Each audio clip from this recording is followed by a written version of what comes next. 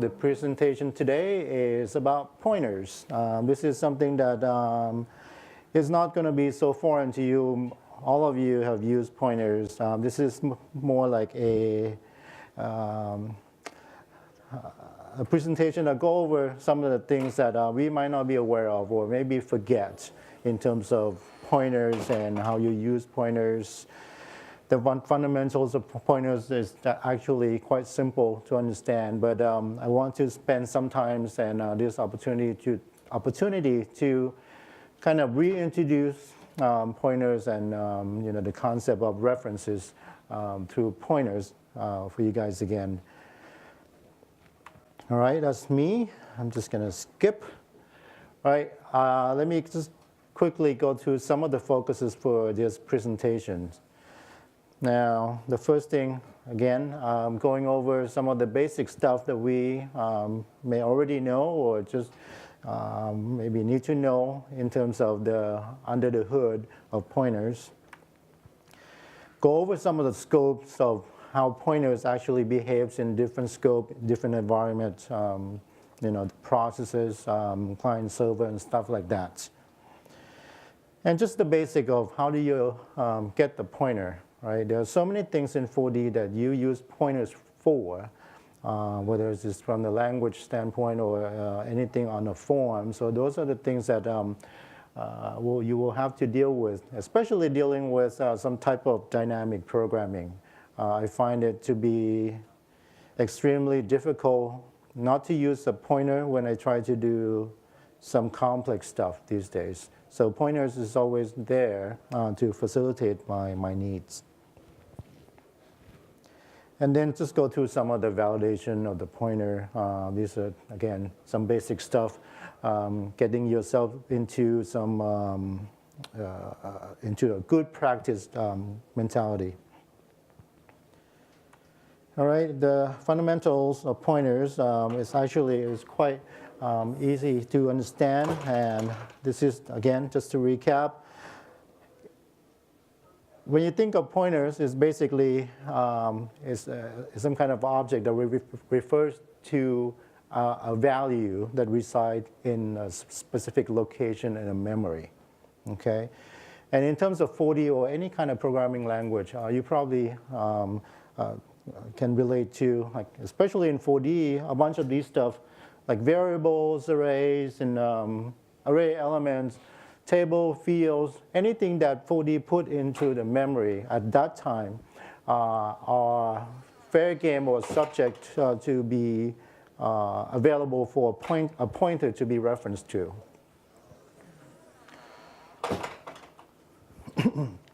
So this is just, again, a simple form of how you actually assign a pointer to something. Now, giving this example, referencing a pointer to a variable, just basic use case would be do a typical assignment, colon equal, the pointer symbol, which is the dash and the greater than sign.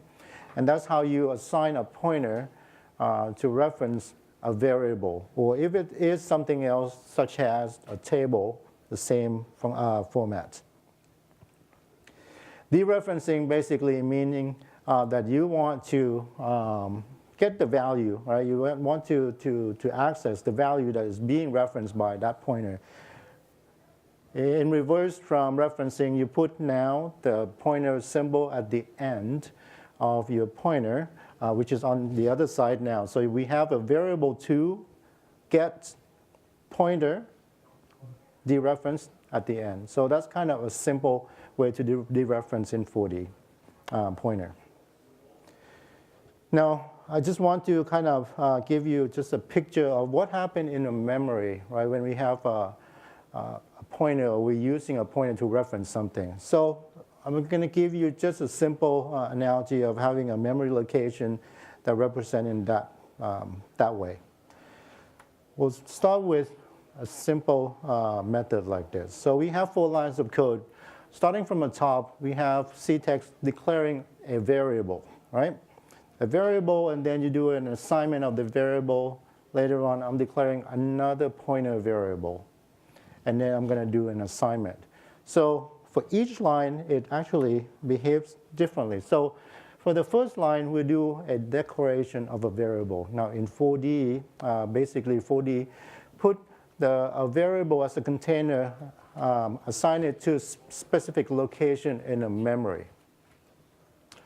Now from here, if I am assigning a value to this variable, basically at location 200 at this point, I'm placing the value at that location, okay? Right now, still pretty straightforward. Later on, I want to create another variable, and I'm going to be using as a pointer. So I have a pointer variable declared, and it's just going to pick and choose a location in the memory to place my container, which is at 500 in this case. For line number 4, this is where I'm doing an assignment, right, which is creating a pointer to another variable. So my pointer at location 500 is now pointing to the location 200. 200 is basically a variable, text variable, which now available through pointer. Okay, so we'll keep this picture here.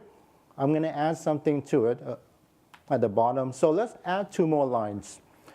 Line number 5 and number 6. So I'm going to add another variable, and this time I'm adding another pointer variable. So let's execute that. So I'm declaring another variable. It creates a container location in the memory. Let's say 600. And if I'm assigning my second pointer to match my first pointer, it basically has a duplicate of the same memory location to 200, right? So now my 2 pointers is pointing to the same variable. Let's change that, right? I can also have a pointer that points to another pointer variable. So you can see that at 600 location, instead of having a value of referencing location 200, it becomes the referencing at 500 location, okay? So this is sort of a picture of what happened in the memory and behind the scenes.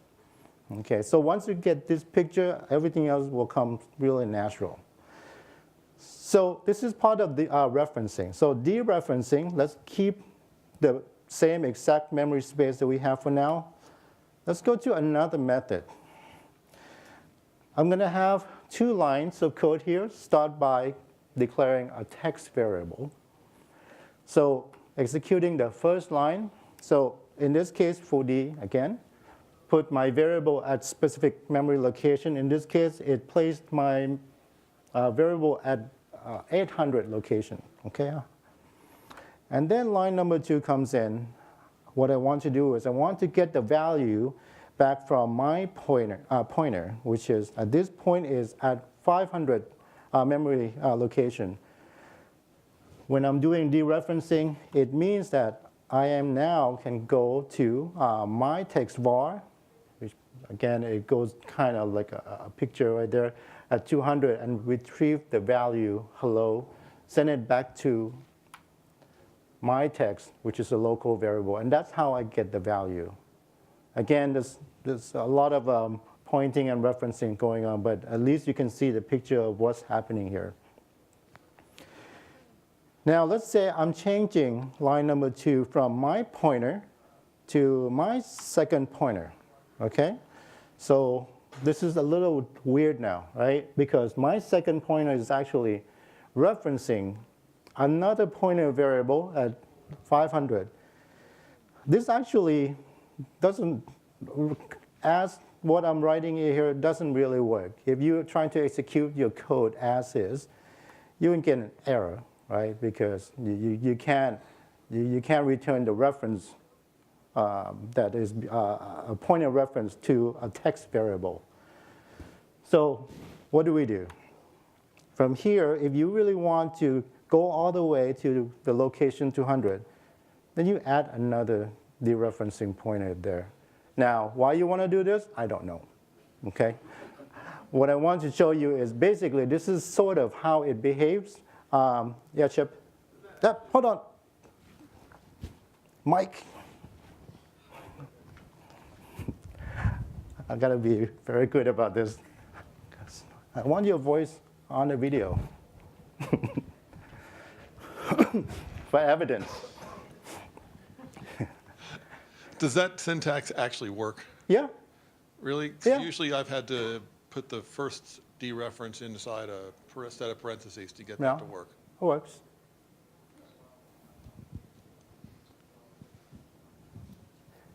Shirley. Chuck. I can only keep quiet so No, long. no. Good. I have 30 seconds for you. Okay, so while I would never really do that, very often you're going to call a method and you're passing in a reference to a method using a pointer. Sure. Okay, and there are a variety of reasons why you want to do that as opposed to a variable. And so if you in your called method you have C_pointer $1. Very often what we do at that point is we say a local variable and we make it equal to $1 because then it's descriptive and you know what it is, right. even though it's not as efficient. Okay, but we don't need to have used a second No. the second pointer there. So how the hell does it know that you're not pointing to a pointer? Well, I mean, like I said, I put this picture in there so that you can see how it works. Now, if you have a method that actually receive a pointer, right? If you really don't know what it is, then you check to see what that variable is, what you receive in, right? Then you use a type. If it is a pointer of a type pointer variable, after you dereference it, then you have to dereference it again. You know the command type? But I'm not doing that. I'm passing it a pointer to a variable, and then I'm using a local pointer to understand what that is, because it's descriptive. I know it's more efficient just to use, say, $1, with the dereference pointer, but somebody else looking at the code 6 months from now would say, what the hell is that? Yeah, that's crazy. Well, thanks, Chuck. That's more like a statement. I'm sorry? That's more like a statement to me. No, how it was working. Because in a way, when you're doing that, it's the same thing, right? But not really. I mean, not really, and you have the two level going on. Okay, let's go on. Let's move on. Okay. So that when I do that, I get the value and return back. Okay. So the next thing I want to kind of go over is accessing scopes. I mean, I could sum everything into one sentence, but I don't know why I break them up into multiple things. But like I said before, anything that's being loaded into the memory at that time is kind of, it's almost like it's available for any pointer to reference to. So for example, in this case, I said referencing object currently stored in memory. That's exactly what translated into it. So what we do in 4D will be something like a variable. When you declare a variable, you load something, a process variable, tables and fields, anything that 4D has to put into the memory first before it start operating with that object. You can reference or create a reference in terms of using the pointer to that object. Now, it also deals with the scope of the process as well, because 4D kind of restrict where your pointer can access and what part of 4D that at that time a pointer can access. So if you have a variable created in a single process, this pointer can't just be, let's say you create a pointer for a variable. You can't just pass this pointer to another process and expect it to know what that is. In the debugger, if you actually test it out, it shows you the name of the variable in the other process, but it actually doesn't reference to anything. Now, except this is kind of a special case, and I've never done it until I discovered this recently. So if you have a method running from a client, created, all right, and then you execute that method from a client, and this method just happened to have this option enable execute on server, And the method and you pass a pointer to a variable on a client, right, to the server. This pointer actually somehow Fodi has its own the process on the server that maintains some of the process scope on the from the client. So it actually works. You can actually allow that pointer to be used on the server only if you have this option enabled. Now, if you're making a call to the command execute on server, that's not the same. It actually, it kind of has a separate scope of execution, right? So this is sort of a unique feature in 4D. For example, you have a method that calls another method that execute on server. So if you have this option turned on, your pointer will continue to become accessible on the server or a client, okay? It's just a special use case, yes. Shirley.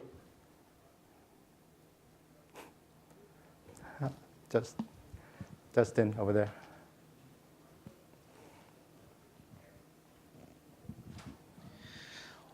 What about passing a pointer to a local variable to the new process command as a parameter? Just a new process command? So if you know the command new process, No. you can pass in parameters. Yeah. If I pass a pointer to a local variable, is it going to work? I don't know. I don't see how that will work yet. No, it won't work. It won't work because of the concept of it's already, whether it's a process variable or a local variable, because while you're in this process, if you're passing a reference to another process, it becomes unknown at that point. Like I said, if you actually open up the debugger and you look at what you receive on the second process, it actually tells you the name of the variable that you reference to, but it actually is like is untrue. It's kind of misleading. It actually lost its connection at that time. Okay. All right, I'm going to go over some of this, basic stuff. So here's a variable with a numeric value. So I'm going to use some, okay. I'm sorry. I want to expand on that because if you execute on server and you pass in a global variable, that also, as a dereference pointer, that also will not work.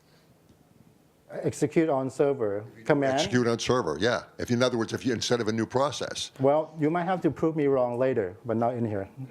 I need to continue. But you bring up scenario that I don't think that's true, but you can prove me wrong later. Okay, so I have the third line here. It's just do a computation, basically just incremental, right, of the value. Now, if I'm creating maybe a generic method to do an incremental of a value, I could just pass something like this. And even though it's a local variable, it's okay. I think a long time ago, we didn't used to allow you to pass a local variable pointer. And I think we made it available in some version, I think 2004, 2003, or something like that. So, and the method could look something like this, right? Very simple, all right? So I receive the pointer. I perform my incremental just by dereferencing my $1 plus 1, and then assign it to 1, okay, to itself. Okay, so here's another use case, and I do this quite often because I don't like to make a call to like clear variable, so many lines. So you can create a generic method that performs a clear variable for you. So inside it could look something like this. It's quite simple. So basically, just a bunch of clear variable calls, but instead of you have to write so many lines of clear variable, just wrap it into one single method and just pass a bunch of stuff in there, and they'll get clear for you. Okay. So there are some part where you cannot, access, right? So for example, like I said earlier, I think anything that you are referencing within the process, not the global variable, not the inter-process variable, process variable or local variable. If you have a pointer created and you pass it over to another process, it becomes actually inaccessible at that point. So something like this, okay? So here's just a simple picture. So if you try something like this, it will not work, okay? So new process, you're passing a pointer to your variable, or even call worker, execute on server, execute on client, same thing, okay? Because those are the commands that basically spawn another process that will not allow the crossover of the scope. So pointer to an object, in an object, okay? I don't know if you guys start using pointer in an object. You can do so, and actually it's quite nice. And when you do it, again, going back to what I said earlier, if the content is in the memory, then the pointer inside of an object will continue to have that reference. Now, some of you might think, oh, maybe I create a pointer to something and save it in an object, and I save it to a field. That will be a problem, because if you while you're in the same process, maybe, now if the process die, or even you shut down the application and restart, those things is already gone, right? The reference that you had in there is already has been thrown away by the system, right? Because it's no longer in the memory. So just be aware of that fact. Again, that's exactly what I covered. So now,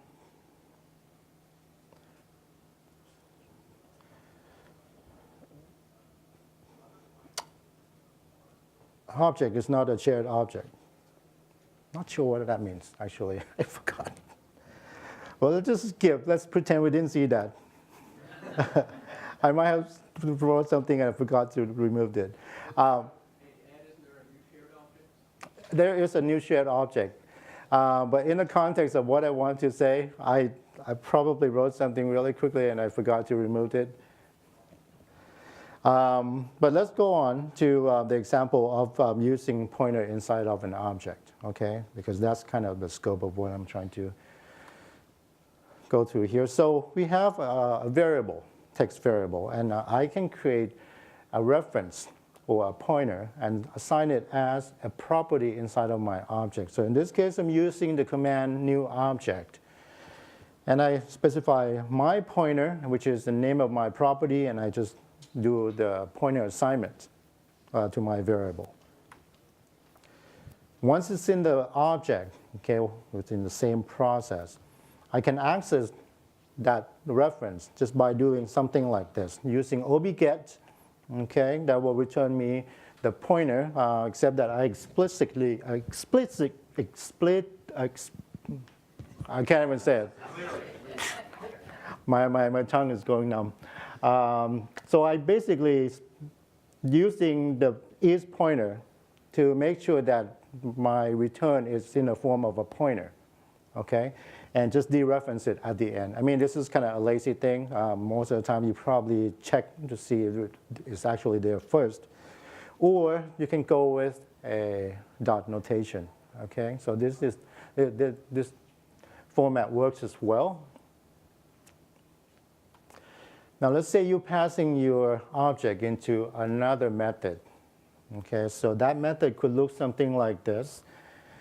And you could have your $1 be the input parameter, and then just use the dot notation to get the value, the reference by that pointer in your method. Okay? So do I understand that the dot notation obviates the need to basically confirm that it's a pointer, is a pointer? Well, this is sort of, I'm doing an assumption that it is. But again, when you write your code, if you receive an object, right? If you really don't know what it is, you probably have to check what the content of that object property is. But again, for the simplicity of the demo, I make an assumption that I know exactly what it is. So I'm just going to do my dereference that way. Okay. Acquiring pointer, basically, you have something that you want to work with. You want to get the pointer from that object. There are many forms and many things that you can do. So again, there are some of the things that obvious thing would be variables. We never be able to get away from it. Anything that deals with the structure, for example, table, field, okay? A non-static form object, okay? For example, if you have your forms, right, and there are many parts on your form. When I say non-static form object, those are the objects that you will have to specify some kind of variable to that will accept expression or variable.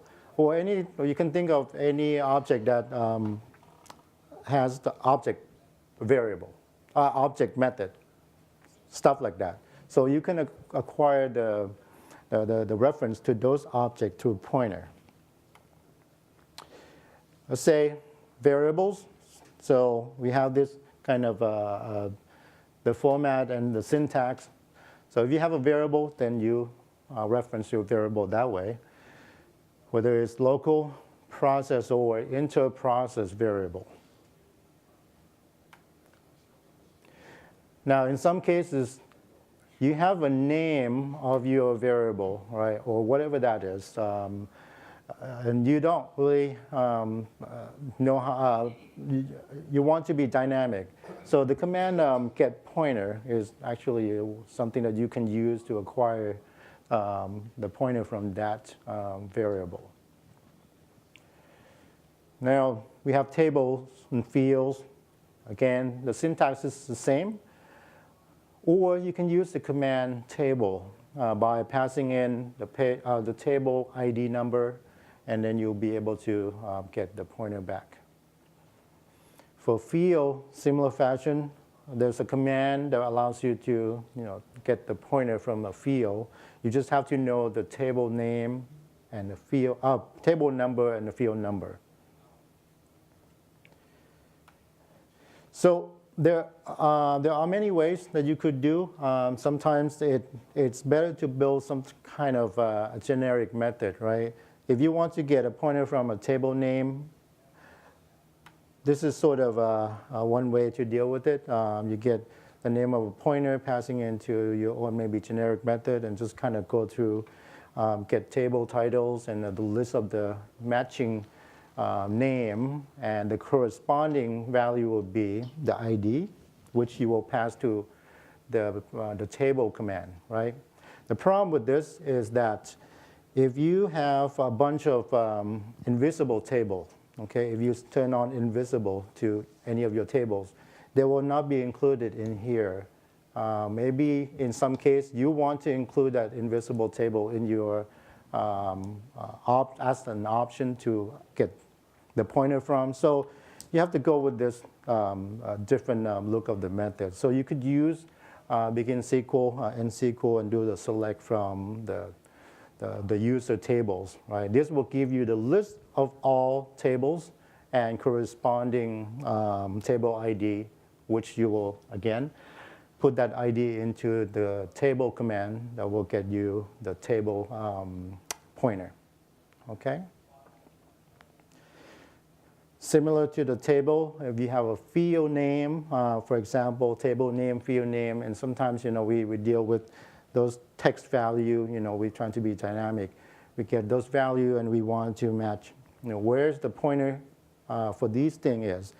So again, if we use the command, which is the get table titles, in conjunction with get field titles, we'll be able to get the number of the field and the table, which at the end, we'll use the command field to get the pointer to the field.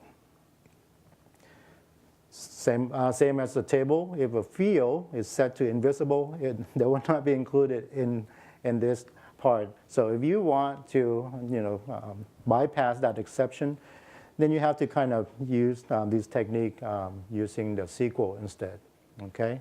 By getting the table ID and column ID, which is the field ID, from the user columns table, and you'll be able to get those values where at the end you will put into the field command.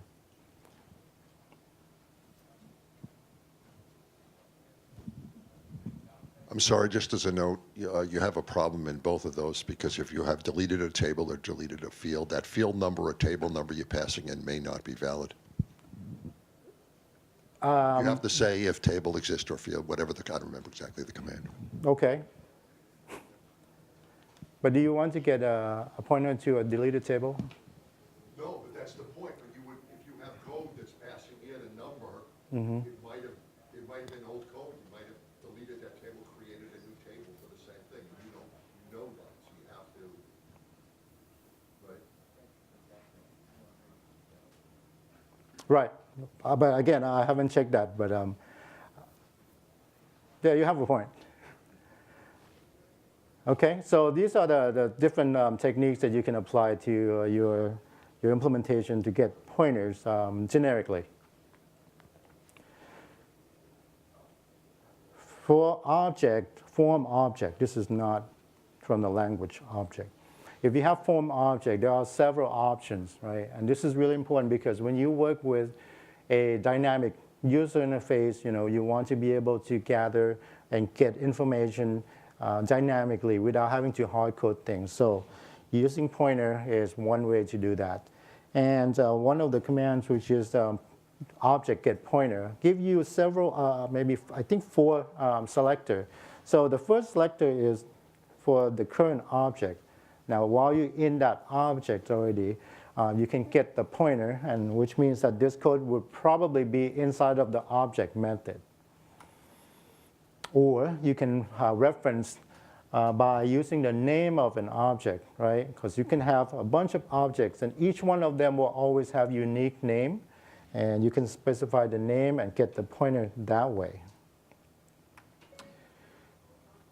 Object subform container, this is pretty important because the subform container also allows you to associate a variable to it, right? Sometimes you associate a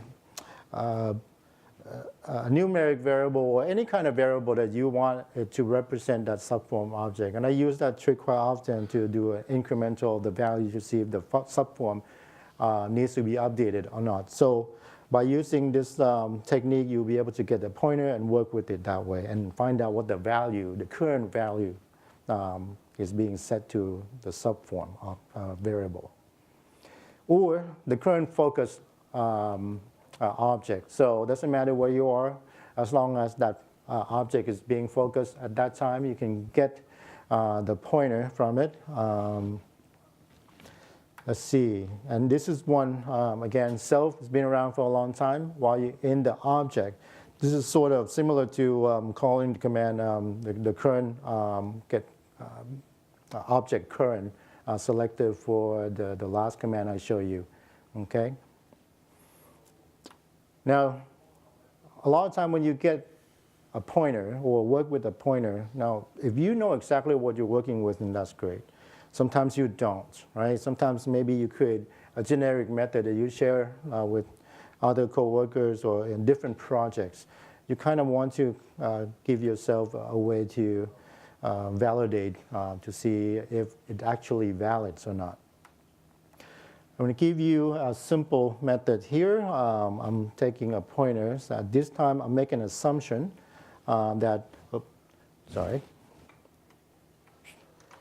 making an assumption that the pointer is pointing to a numeric value, and I'm just going to do incrementation. And that's okay if I know exactly what I'm doing. Or something like this, I might have a method that I'm calling an alert command, and I do something like dereferencing field 2.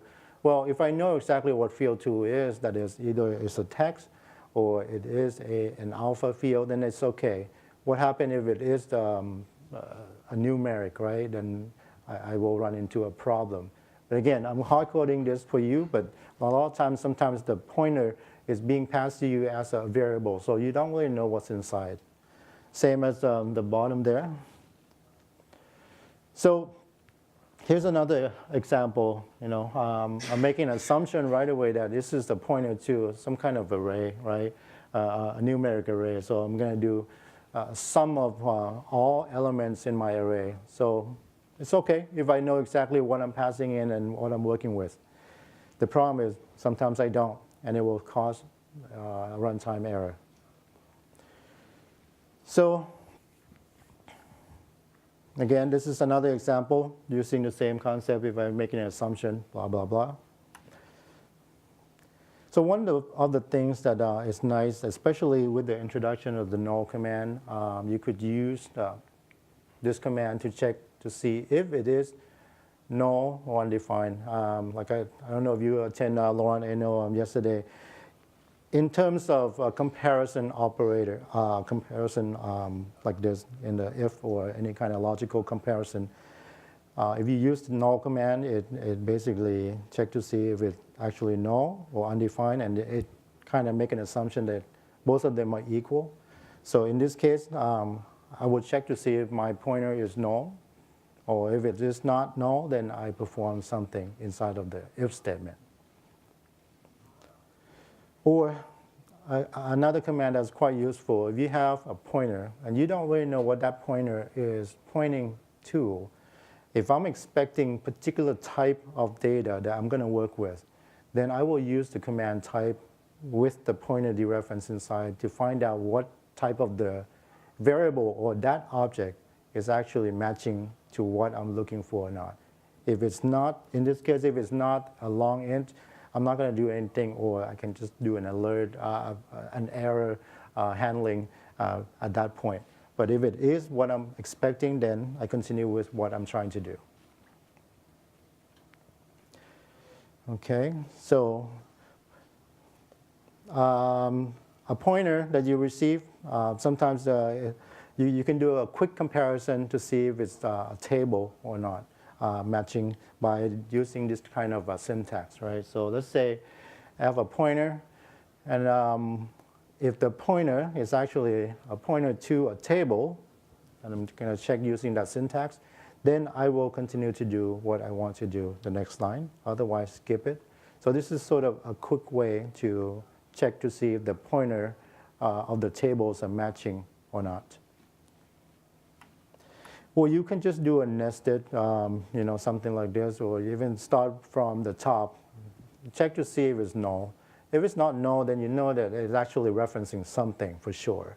Now, that something could be anything again. You will apply another check and logic to your code to make sure that it actually something that you want to work with, otherwise skip it or perform some kind of error handling. So that's the example. I know that it is a long int, so I perform my incremental. Same thing, if it is a long int array, then I go on with my business and do the things that I want to do. Okay? Let's see. Okay. All right. Actually, I'm going to keep my presentation at this point and stop right here and just go through the Q&A. If anyone have any questions, let's start with Chip right there. I've had issues with trying to get a pointer to an array element when I'm starting with a pointer to the array to begin with. So I've got a pointer to an array, and I'm in a loop processing whatever's in the array. Yeah. And I want to pass that element to another method to do something with. Okay. I've had a lot of problems in trying to get that to work. Basically, you say that it doesn't work at all? It doesn't like to work, no. Okay. I had some, I don't have that. For example, let's say you have an array of pointers, not array of pointers, just an array, right? And you want to create a pointer to maybe element number 3, and you pass this pointer to another method. In your code there on the screen, you have $pointer dereference to $I. Right. I want to pass a pointer to that. That's what I'm having a problem with, because that dereferences to the element, but I can't get a pointer to pass that in because my method doesn't process a particular type or needs to do whatever with the pointer at that point. Okay, all right, let me create a method here. So, okay, so let's do 3 elements, okay? You want to make the screen bigger? Yeah, I will make it. There you go, perfect. Yeah, that's what I meant. Okay, so let's do let's set that to, okay? And let's try create another method. So we'll put that aside. And let's say that another method is what? It's called QQQ. Okay. So from here, I can do QQQ. Okay. So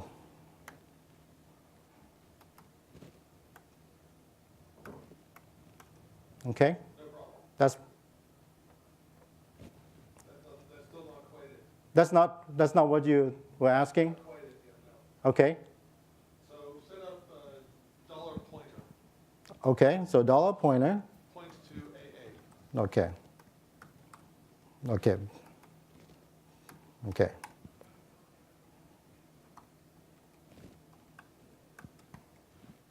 Okay. Now. All right, so when you're passing into QQ, add another A. to Okay, your- I'm going to to pass AA. everything. There we go. Dereference it. Dereference AAA. That's not how you. No, that's not how you do it. No, you don't do that. Right, but I'm saying but I can't assign that. I can't assign a pointer. It doesn't have to be necessarily even as a parameter. I can't get a second pointer to dereference AAA at an element. So this is a pointer to the element. Right. Okay. No, right. Okay. So you have AAA, and dereference it to number 2. Okay. Assign that to a second pointer. So we want a pointer to that element based on the pointer to the array. I'm sorry. I'm totally confused. We'll do it later. Okay. Yeah. Over here, please. Well, I mean, just to reiterate, in the past, like if I receive an array as a pointer to a method, Yeah. if I want to reference an element in that and get a pointer to the reference to the element, you've never been able to do that in the past. I had to use a plugin. I had to get a plugin from I forgot who had the plugin, but that's the only way I could actually get a pointer to an element. That was if the array is referenced as a pointer, then to get the element as a pointer, so pointer inside a pointer, it never really worked before. So You have to assign the value inside your method where the array is being processed, and then a pointer to that local variable. So you passed a pointer to AA with parentheses of 2. right. But if the pointer was to AA and then you want to get a pointer to AA of 2, it's a little bit more difficult. So this is We the may have to pointer talk to about it afterwards. AAA. I'm sorry. Yeah. So this is the pointer to the AA, which is the second parameter, right? So from here, I mean, you have everything. This is the pointer to the actual element of the AA. Chuck, can you? And what they want to do is have a pointer to the array and then pass in a dereference pointer to the element. No, okay, yeah. But Okay, that's what they want to do, but you can't get there from here. Yeah. So to go back to earlier when I said no, I'm still saying no. You can't do that. I mean, you can't just dereference a pointer and passing it as a parameter, right? You either pass the whole thing because it's a pointer type. You don't passing in to something dereferencing.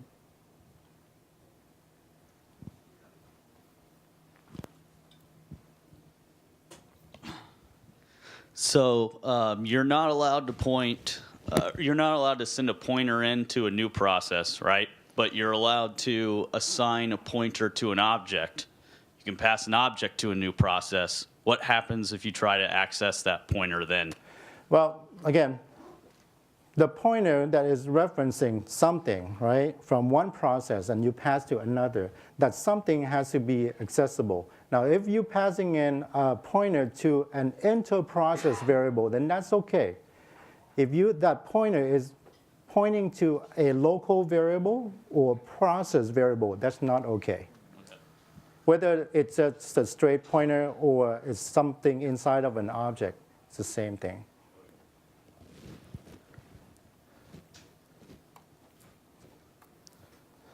So again, just want to, so if you do something like this, if that's what you want to do, you can't do it. Unless this is a text variable. Okay, let's try this. Send the pointer to AAA into QQ. Okay. No dereference, just pointer. Okay. Go into QQ. Okay, let me get out of here. Go into QQ. Now, $1 is a pointer to the array. Yeah. So let's make one more method called ZZ.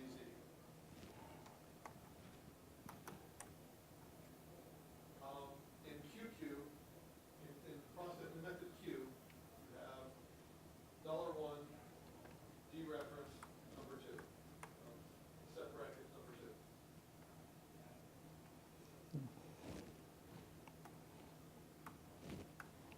Okay, now let's, I mean, you have to sign it somewhere, but that's Yeah. valid. So let's wrap $1, well, let's wrap $1, that's fine too. What I want to do now is wrap $1 dereference 2 in, say, parentheses, and put a pointer to it. So say that one more time. Wrap that first statement, Mm-hmm. $1 dereference 2, and wrap it within parentheses and make a pointer to it. This? Yes. No, not dereference. Oh, to make a pointer to this. There you go. So this has to be a pointer too. And you want to pass that to the next method you're going to go to. Okay. So this is, you want to receive this as a pointer as well. And what you want to do is ZZ. AA will not get a value. AA will not work. Okay, well, let's give it a go. Oop, hold on. Board. Hold on.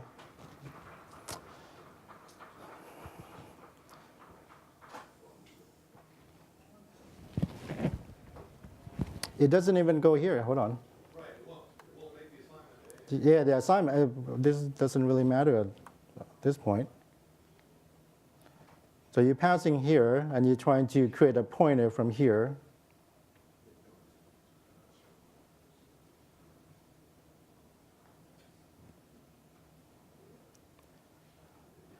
Yep, we'll fail there, and that's exactly what you want to do too? Yeah. There's a plugin for it. Somebody made a plugin for reference. Well, there's one case, that doesn't work. Yeah, I've actually never actually tried to do something like that, but yeah, but definitely. Saying an array that you got as a pointer, Mm-hmm. and you want to pass that element somewhere else. Yeah. And if you're working blind on the array types, then you can't really get there. If you know what the array type is, you can do a local assignment to. So, go ahead. Hold on. Finish your thought. But Chip, if you can get the type of the array from the pointer, sorry. So but right there's then it's pretty easy, and then you just basically what you want to do is pass in 2 parameters to your method instead of 1. You pass in a pointer to the array, and you pass in a pointer to which element you want. Well, I mean, there are ways to get around it, but what I'm saying is that syntax doesn't work. It seems to me that it should. Well, okay, I don't think it should, by the way, but that's neither here nor there, right? It's just like dereferencing twice. You know, a pointer to a pointer. It just Yeah, because I mean, logically it looks valid, But it's it not. is not. Okay. Question back there. Last question. Okay. Thank you. It seems to me that you're creating a pointer to an object, right? To a variable or an array. But here, what you're trying to do is create a pointer to just a pure value. Is that what's happening? No, not yet. This is still an element, right? That's the representation of that element, right? So Well, that's going to return the value of that element. not yet. The only time that it returns the value if I'm the actually,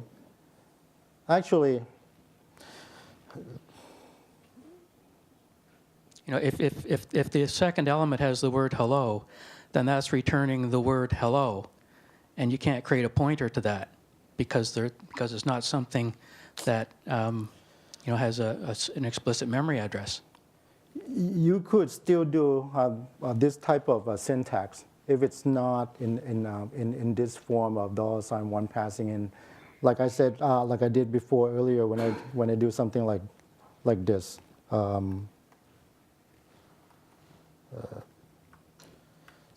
this is sort of a similar or equivalent logically it looks equivalent, but it's actually when it goes into another method, because this thing is now referencing this, so we have, in order for us to get to element, we have to dereference this first to get to the elements, and then from the elements, this code basically just trying to perform a reference. Now, again, obviously it doesn't work in 4D. There's obviously there's some differences there. So yeah. API pack was one of the old plugins, and it was that command API item, get array item pointer. Yeah. Okay. All right. Well, thank you very much. That's all the time I have for today.